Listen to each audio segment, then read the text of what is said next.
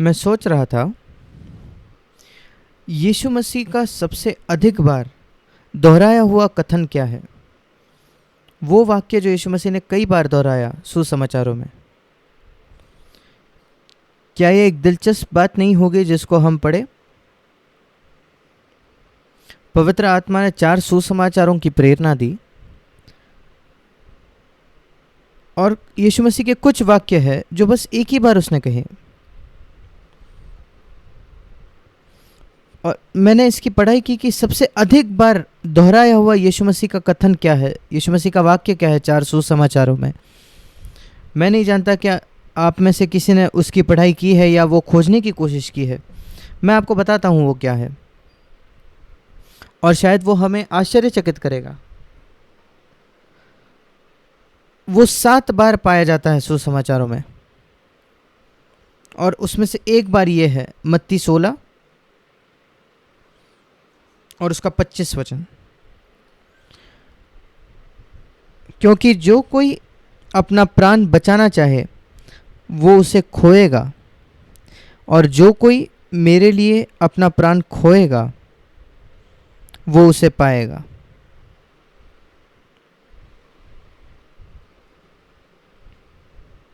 ये सबसे अधिक बार दोहराया हुआ यीशु मसीह का कथन है सुसमाचारों में। अगर पवित्र आत्मा ने सोचा कि ये ज़रूरी है कि इसको 7 बार दोहराया जाए 4 सुसमाचारों में, तो फिर हम उसको बहुत ही गंभीरता से लेना चाहिए। और अगर आप इसका आखिरी बार देखो जब यह कथन पाया जाता है यूहन्ना उसके 12वें अध्याय में, जहाँ थोड़े अलग तरीके से ये वाक्य पाया जाता है। यहाँ हमने देखा एक ऐसा व्यक्ति जो अपने प्राण को खोना चाहता है प्रभु के लिए। यहाँ हम पाते हैं यूहन्ना उसका 12वां अध्याय उसके 25 वचन में थोड़े अलग तरीके से यही वाक्य लिखा है। जो अपने प्राण को प्रिय जानता है वो उसे खो देता है, और जो इस जगत में अपने प्राण को अप्रिय जानता है या घृणा करता है वो अनंत जीवन के लिए उसकी रक्षा करेगा। मैं अनंत जीवन चाहता हूँ, जो परमेश्वर का जीवन है। सिर्फ अनंत काल के लिए जीना नहीं। जो लोग नरक में जाते हैं वो भी अनंत काल के लिए जीते हैं, पर ये परमेश्वर के जीवन के विषय में है, जो इकलौता अनंत जीवन है, जिसकी शुरुआत नहीं थी ना ही उसका कोई अंत है। और वहाँ लिखा है उसका सहभागी होने का एक ही तरीका है, और यीशु मसीह आया हमें अनंत जीवन देने के लिए। अनंत जीवन ये है कि वो आप एकमात्र सच्चे परमेश्वर को जाने। और यहाँ लिखा है कि अनंत जीवन पाने का एक ही मार्ग है कि अपने प्राण से घृणा करना इस संसार में। मेरे इस प्राण के जीवन से मैं घृणा करूं, जिसकी सुरक्षा हम इतना करना चाहते हैं। वो जीवन जो हम चाहते हैं कि लोग उसकी सराहना करें।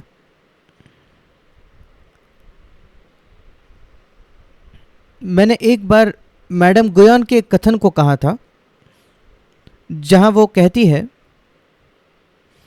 एक ऐसा मार्ग है मसीह जीवन का जहां आपके अंदर मसीह जीवन की इतनी खूबियां आ जाती है और लोग आपको देखते हैं और आपकी सराहना कहते हैं कि क्या ही ये मसीह जैसा व्यक्ति है। पर अगर आप उससे भी बढ़कर आगे जाओ तो एक विश्वास के जीवन के पास, प्रभु में विश्वास, जहां आप अपने प्राण को खो देते हो, फिर लोग आपकी सराहना नहीं करेंगे, लोग आपको तुच्छ जानेंगे, लोग आपका इनकार करेंगे सारे मनुष्यों में, जैसे हमने पढ़ा यशायाह उसके 53 अध्याय में। क्या परमेश्वर के पीछे, प्रभु के पीछे हमारा चलना हमें ज़्यादा तुच्छ मनुष्यों की आंखों में बना रहा है? क्या लोग हमारी सराहना करते हैं कि हम कितना मसीह जैसे बात करते हैं या मसीह के जैसे हम बर्ताव करते हैं? और इन बातों में भी काफ़ी हम आदर प्राप्त करने की कोशिश कर सकते हैं। जो अपने जीवन को अप्रिय जानता है, उससे घृणा करता है, जिसकी कोई दिलचस्पी नहीं है कि लोगों के सामने वो प्रतिष्ठा पाए, कोमलता के लिए या पवित्रता के लिए या किसी भी अन्य बात के लिए, वो अपने जीवन को अनंत काल तक बचाए रखेगा।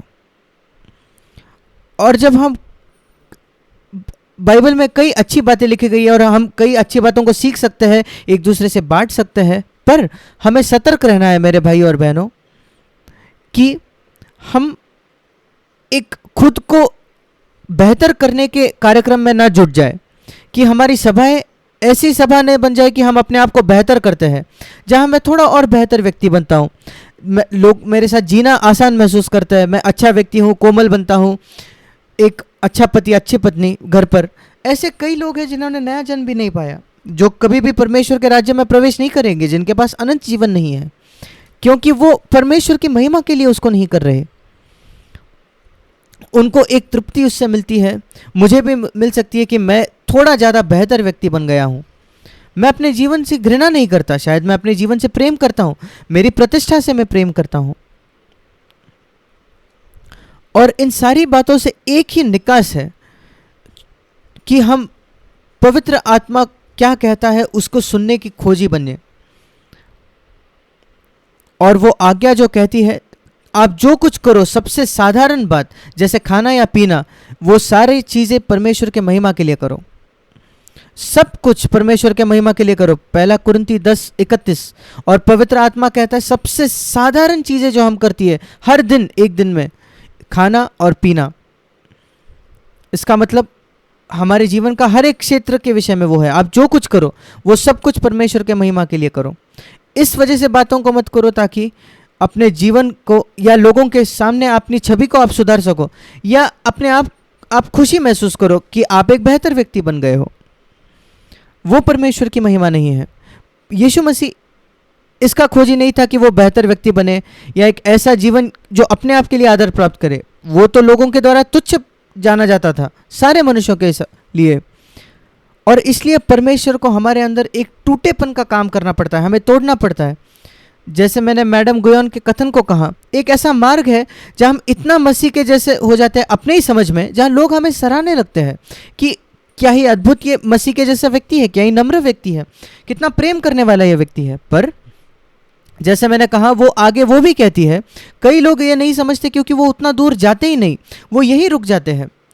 विश्वास का मार्ग जहाँ हम लोगों के द्वारा गलत समझे जाते हैं, हम तुच्छ जाने जाते हैं और हमारी प्रतिष्ठा चले जाती है।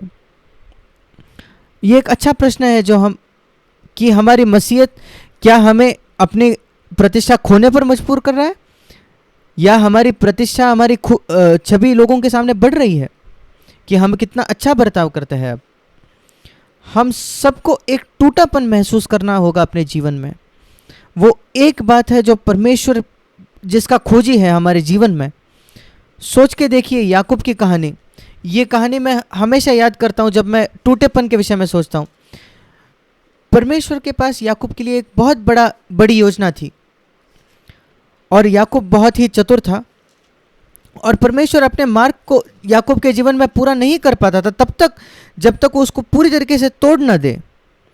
जैसे इब्रानियों 11 में लिखा है कि याकूब अपने लाठी के सिरे पर सहारा कर दंडवत करने लगा। वो अपने जीवन भर के लिए उस लकड़ी पर सहारा लेकर चलने लगा। और ये वहाँ लिखा है इब्रानियों 11 में, जहाँ लाल समुंदर को दुभागा जाता है, यरीहो की दीवारें गिर जाती है और लोग सिंहों के मुंह को बंद करते हैं, अब्राहम 100 की उम्र में एक बेटा पाता है। इन सारे चमत्कारों के बीच में हम पढ़ते हैं याकूब का चमत्कार कि याकूब अपने लाठी के सिरे का सहारा लेता है। यह अद्भुत है। उसमें कौन सा बड़ा चमत्कार है? इब्रानियों 11 में याकूब अपने लाठी के सिरे पर सहारा लेता है। इब्रानियों 11:21। मैं देखता हूं कि यह सबसे बड़ा चमत्कार है इब्रानियों 11 में। अगर कोई आपसे पूछे इब्रानियों 11 में सबसे बड़ा चमत्कार क्या है जिसको आप पढ़ते हो, क्या आप कभी 21 वचन के विषय में सोचोगे? याकूब अपने लाठी के सिरे पर सहारा लेता है। मेरा विश्वास है कि वो सबसे बड़ा चमत्कार था, क्योंकि बाकी सारी चीजें बाहरी थी। परमेश्वर 1000 बार लाल समुद्र को दुभाग सकता है और 1000 बार वो यरीहो के दीवारों को गिरा सकता है, पर एक मनुष्य को तोड़ना उसको काफी समय लगा। परमेश्वर को सालों लग गए। परमेश्वर को लाल समुद्र को दुभागने के लिए कई साल नहीं लगे। मैं देखता हूं कि परमेश्वर को कई साल नहीं लगे सिंहों के मुंह को बंद करने के लिए, पर याकूब को तोड़ने के लिए, उसके बचे हुए जीवन में उसको एक टूटा हुआ व्यक्ति बनाने के लिए, ताकि वो एक लाठी का सहारा लेकर चले। उस वजह से वो एक प्रबल मनुष्य बन गया। और हमारे लिए भी नए नियम में उसका मतलब है कि हम अपने जीवन से घृणा करें। मेरे साथ मुड़िए उत्पत्ति की पुस्तक उसके 32 अध्याय में। जहां हम पढ़ते हैं कैसे परमेश्वर ने याकूब को तोड़ा और उसको एक लाठी का सहारा लेकर चलना पड़ा उसके जीवन काल के लिए, बचे हुए जीवन काल के लिए। ये मेरा बहुत पसंदीदा अध्याय है पुराने नियम में। अगर हम इसको अपने जीवन में लागू करें तो याकूब अकेला रह गया था और वहां उसके साथ एक मनुष्य ने मल युद्ध किया और परमेश्वर उसको कहना था, मैं कई सालों से तुझसे संघर्ष कर रहा हूं, मैं तुझे तोड़ने की कोशिश कर रहा हूं। और मैं सोचता हूं कहीं परमेश्वर हम में से किसी से ये कह रहा है, पहले वो हमें पाप से तोड़कर अलग करना चाहता है और मुझे लगता है हमें से कई लोग वो खत्म कर चुके हैं। अब परमेश्वर चाहता है कि हम अपनी प्रतिष्ठा इकट्ठा करने से हमें तोड़कर अलग करें, कि हम एनसीसीएफ में एक ईश्वरीय व्यक्ति है जो लोग हमें सराहते हैं। जब आप कुछ बांटते हैं तो उससे लोग बहुत आशीष पाते हैं। हाँ हाँ, आपको परमेश्वर के साथ अकेला रहना होगा। ये बहुत ही बहुमूल्य है। परमेश्वर हमसे अकेले में बर्ताव करता है, सिर्फ परमेश्वर और हम, और कोई नहीं। याकूब अकेला रह गया। क्या आपने ऐसे अनुभव किया है भाइयों और बहनों, जहां सिर्फ आप और परमेश्वर है, आपके पति और पत्नी भी नहीं, सिर्फ आप और परमेश्वर, जहां वो आपसे बर्ताव करता है ऐसे मार्गों में जिसके विषय में आप बात भी नहीं कर सकते क्योंकि वो इतना अंदरूनी है, पर आप जानते हो कि परमेश्वर आपको तोड़ने में सफल हो गया है। और लिखा है जब परमेश्वर मलयुद्ध कर रहा था तो उसकी जांग की नस को छुआ, जब उसने देखा कि वो प्रबल नहीं हुआ और उसकी वजह से उसको उस लाठी का सहारा लेना पड़ा। वही बड़ा चमत्कार था। और फिर परमेश्वर ने उसकी परीक्षा ली ये कहकर कि मुझे जाने दे। उत्पत्ति 32:26 उसकी परीक्षा ले रहा है, क्या तू खुश है? वो कहता है नहीं, मैं खुश नहीं हूं। प्रभु तुझे मुझे आशीष देनी होगी। अगर आप सचमुच परमेश्वर का सर्वोत्तम आशीष चाहते हो, कुछ भी हो, शायद वो पवित्र आत्मा का बपतिस्मा होगा, पवित्र आत्मा की भरपूरी होगी। कई लोग उसके लिए प्रार्थना करते हैं। इसके बारे में क्या कि हम पैसे के प्रेम से छुटकारा के लिए उतनी ही तीव्रता से प्रार्थना करें जितने तीव्रता से हम पवित्र आत्मा के भरपूरी के लिए प्रार्थना करते हैं। आप में से कितने लोग ये प्रार्थना करते हैं वह उसी तीव्रता से कि हम पवित्र आत्मा की भरपूरी चाहिए, प्रभु मुझे पैसे के प्रेम से छुटकारा चाहिए। मैं पाता हूं कि ये मेरे जीवन में बहुत गहरा है। मैं तुझे नहीं जाने दूंगा, मत 26 वचन, जब तक तू मेरी ये प्रार्थना का उत्तर ना दे। वही मनुष्य है जो परमेश्वर से अपने प्रार्थनाओं को उत्तर पाता है, जो बहुत ही पूर्ण हृदय है। प्रभु मैं तुझे तब तक नहीं छोड़ूंगा जब तक तू मुझे पैसे के प्रेम से छुटकारा नहीं देता, 100%। जब तक तू मुझे पवित्र आत्मा से ना भरे, उसके लिए हम प्रार्थना करने के लिए तैयार हैं। क्या आप जानते हैं भाइयों और बहनों, हम अपने आप से बहुत अधिक प्रेम करते हैं। हम जितना जानते हैं समझते हैं उससे भी अधिक। हम उस वचन को नहीं समझे यूहन्ना 12 में, जो अपने जीवन से घृणा करता है, अपने प्राण जीवन से, अपने प्रतिष्ठा से, अपने प्राण के जीवन से, वो परमेश्वर के पास रोता है और कहता है प्रभु तुझे मुझे आशीष देना ही होगा, इस तरीके से तुझे मुझे आशीष देनी होगी, दूसरे मार्गों में नहीं। और जब प्रभु उससे एक प्रश्न करता है, तेरा नाम क्या है? क्या आपको याद है इसहाक ने याकूब से यही प्रश्न पूछा था कई सालों पहले, जब वो बकरी की चमड़ी अपने हाथों में पहनकर गया था और वो पहलौठे का अधिकार चाहता था। वही प्रश्न इसहाक ने पूछा, तुम्हारा नाम क्या है? उसने कहा एसाव। पर अब वो परमेश्वर को मूर्ख बनाने की कोशिश नहीं करता। क्या आप जानते हो याकूब का मतलब है धोखेबाज। उसके नाम का अर्थ है एक छीनने वाला, जो दूसरों की बातों को छीनता है। वो अपने भाई की एड़ी को पकड़कर बाहर आया, उसका जन्म हुआ, इसलिए उसको याकूब कहा गया, धोखेबाज, छीनने वाला। और जब प्रभु आपसे प्रश्न करता है, भूल जाइए लोग आपके विषय में क्या सोचते हैं, तुम्हारा नाम क्या है, आप सचमुच क्या हो, सचमुच कैसे हो, क्या आप उसको सत्य बताओगे? प्रभु मैं लोगों को धोखा देता हूं, उनके सामने एक गलत छवि बनाता हूं। तुम्हारा नाम क्या है? प्रभु मेरा नाम है पैसे से प्रेम करने वाला, एक अभिलाषा से भरा हुआ व्यक्ति, एक वासना से भरा हुआ व्यक्ति, वही मेरा नाम है। मैं आपको कहता हूं क्या, अगर आप परमेश्वर के साथ ईमानदार रहोगे तो वो आपको बदल देगा, मैंने वो देखा है। और प्रभु कहता है ठीक है, क्योंकि तुम ईमानदार हो, 28 वचन, अब तुम याकूब या धोखेबाज नहीं कहलाओगे, अब तुम पैसे के प्रेमी नहीं रहोगे, अब तुम एक वासना से भरे, अभिलाषा से भरे व्यक्ति नहीं रहोगे, आप परमेश्वर के साथ एक राजकुमार बन जाओगे, इस्राएल। और परमेश्वर ने वहां उसको आशीष दी और वहाँ 30 वचन में हम पढ़ते हैं कि उसने परमेश्वर को आमने सामने देखा, और 31 में उसके जीवन में सूर्य उदय हुआ। वहीं हमारे ऊपर सूर्य उदय होता है हमारे जीवन में। वो परमेश्वर का हमारे लिए चुनाव है, परमेश्वर का मार्ग है हमारे लिए, और वही मार्ग है जो हमें कहना है।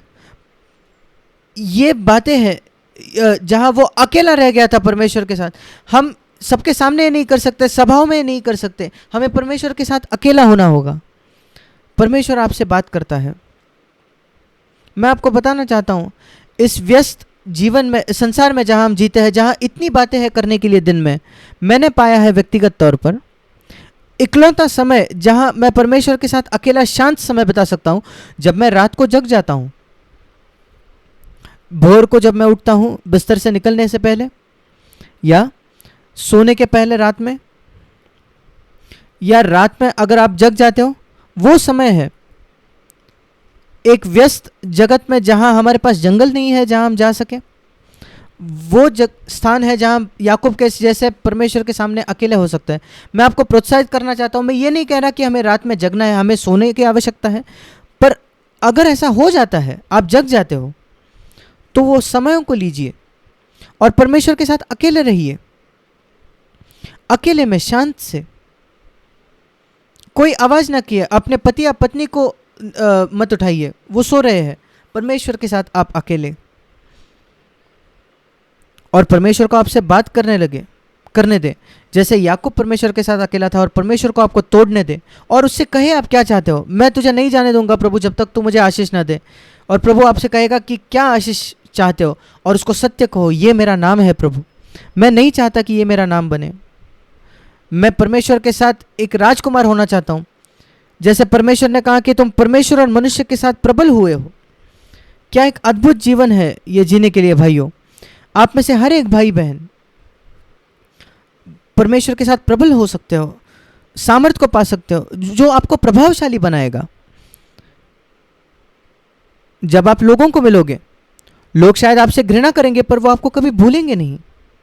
वो आप पहचानेंगे कि कभी तो कभी एक बार मेरे जीवन में मैं एक ऐसे व्यक्ति से मिला जो परमेश्वर को जानता था, जो सिर्फ एक ऐसा व्यक्ति नहीं था जिसमें बहुत धर्म है या धार्मिक उसकी बातें थे, एक ऐसा व्यक्ति जो परमेश्वर के चेहरे के सामने जीता था, वो परमेश्वर को जानता था और किसी की भी राय में वो दिलचस्पी नहीं रखता था उसके विषय में। क्या है अद्भुत बात है जीने के लिए। और वैसे ही यीशु मसीह जीता था।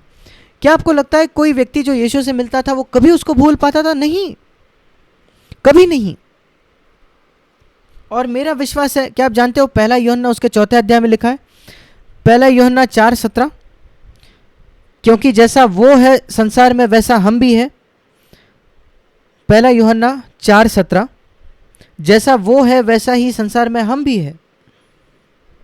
और मेरा विश्वास है कि ऐसा होना चाहिए हमारे जीवन, कि ये नहीं कि हम प्रतिष्ठा पाए कि हम बहुत पवित्र हैं एनसीसीएफ में, या हम बहुत दयावान हैं। ये सारी कचरा है, इसमें हम दिलचस्पी नहीं रखते। पर जब हम मर जाएंगे और कहीं चले जाएंगे या दूर जाएंगे रहने के लिए, और लोग हमें कई सालों तक नहीं देखेंगे, वो कभी नहीं भूलेंगे उस प्रभाव को जो आपने उनके जीवन पर डाला।